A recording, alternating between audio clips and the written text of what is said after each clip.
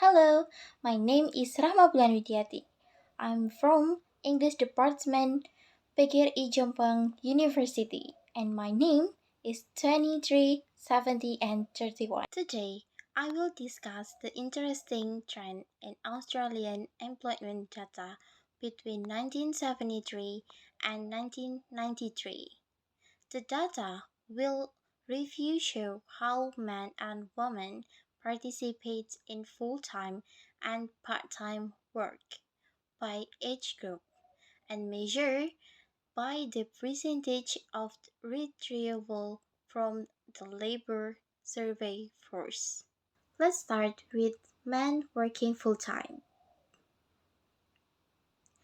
In 1973, as we can see, most working age men were working in the 15 until 59 age group and almost all working full-time, while in 1993 it was in the 25 until 49 age group.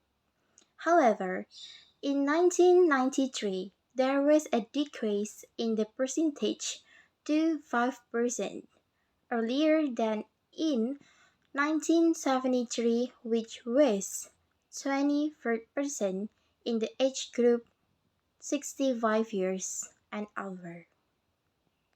Okay, now let's look at the trend in full-time employment for women. In 1973, showed a similar pattern, with many full-time female workers in the 19 until 25 age group.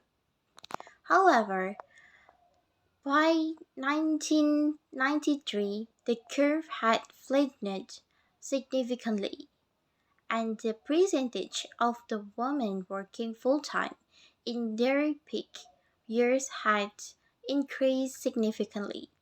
The percentages in full-time group for men and women show that in both 1993 and 1973, men were higher than women employment.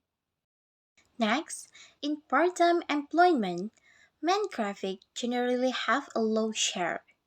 However, there is a slight increase in 1993, especially for the older age group. For women's part-time employment, we see the most dramatic tipping point. In 1993, there is a large jump in the share of women working part-time in almost all working age groups, indicating increased flexibility and choice in employment for women. The percentages in the part-time graph for men and women show that in 1993 and 1973, women were higher than men. So, we can conclude.